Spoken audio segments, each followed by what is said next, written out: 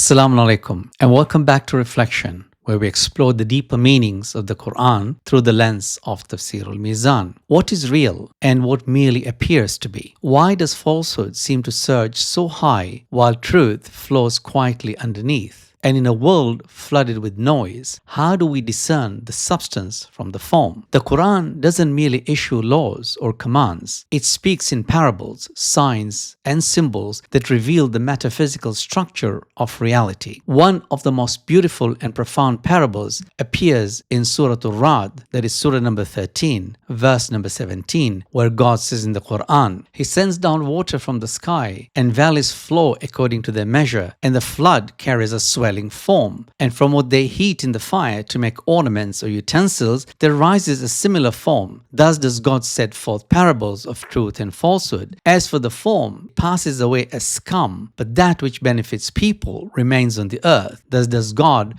present parables. In today's episode of Reflection, we will explore the imagery and symbolic structure of this divine parable, how al-Mizan interprets the relationship between truth, ḥaqq, and falsehood, Bāṭil, the metaphysical reality of permanence versus impermanence, and how to live as carriers of substance, not form. So let's begin. The verse begins with a vivid natural image, rain falling from the sky, flooding the valleys according to their capacity. أنزل من السماء ماء فسالت أودية بقدرها. Water in Quranic symbolism often refers to revelation, something that descends from above to nourish the earth below. The valleys here represents human hearts, each absorbing and carrying revelation according to its measure, بقدرها. ḥaqq Ṭabāṭabāʻī explains that the parable is multi-layered. The water symbolizes divine knowledge, and the valleys reflect the varying capacities of people's ability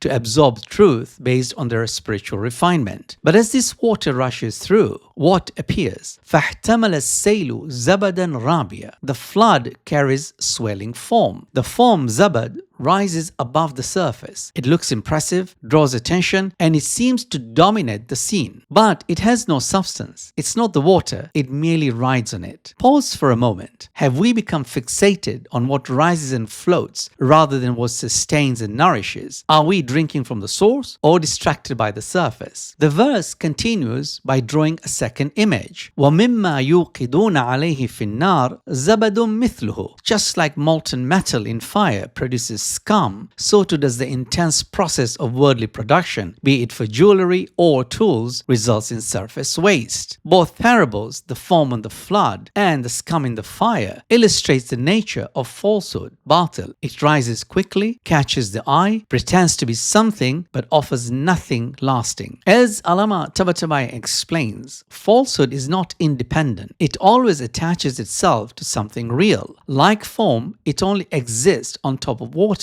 It depends on truth to exist, but it has no foundation. Consider this. Are we able to recognize when something is only surviving because it's latched onto truth? Do we examine ideas for their core, or are we dazzled by their glow? The verse continues. It says, فَأَمَّا الزَّبَدُ فَيَذْهَبُ جُفَاءً وَأَمَّا مَا يَنْفَعُ النَّاسِ فَيَمْكُثُ فِي الْأَرْضِ. The scum disappears, swept away, but what benefits people abides in the earth. This is a metaphysical claim. Not only does truth endure, it is defined by its benefit, its life-giving nature, and its groundedness. ḥAllāmah Ṭabāṭabāʻī notes that the criteria of truth in this verse is not abstract argumentation, but rather practical, moral, and spiritual benefit. Let's reflect on this for a moment. Are we pursuing what benefits people or what impresses them? Is our speech nourishing or just noise? From a philosophical lens, this verse offers a striking ontology of truth. In classical Islamic metaphysics, ḥaqq, the truth, is that which conforms to being. It exists independently, rooted in the eternal essence of God. Bāṭil, falsehood, on the other hand, is non-being. It exists only by distortion, attachment, or illusion. Think about this. In our own lives, what are we building that has real being, and what will vanish when the noise ends? The parable, interestingly, is also historical. Throughout the history of revelation, truth often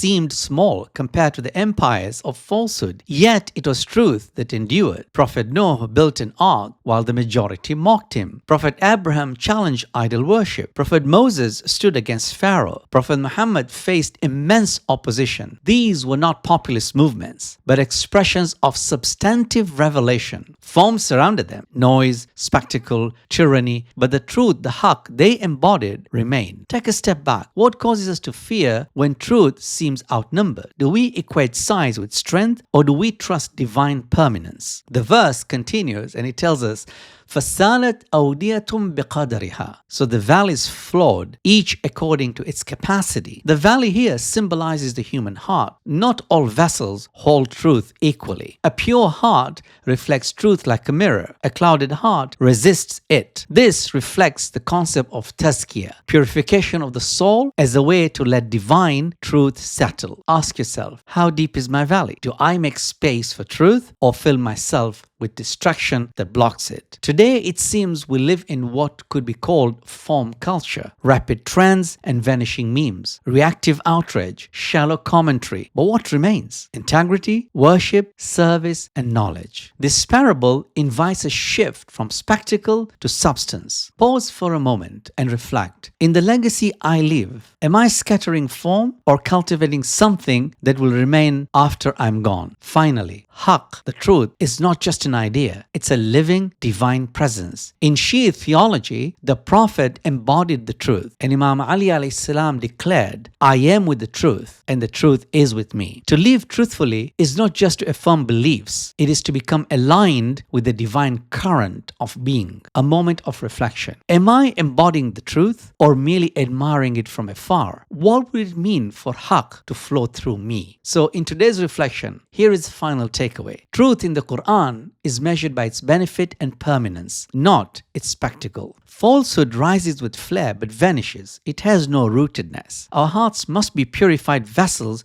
to receive and carry revelation. Modern life is full of distractions that look impressive but lack meaning. And truth lives, and we are called to embody it in character, action, and faith. In next week's episode 19, we turn to the Quranic refutation of the Trinity, examining how divine unity is preserved in the Qur'an with clarity, reverence, and powerful rebuttal of doctrinal confusion. So join me in next week's episode 19.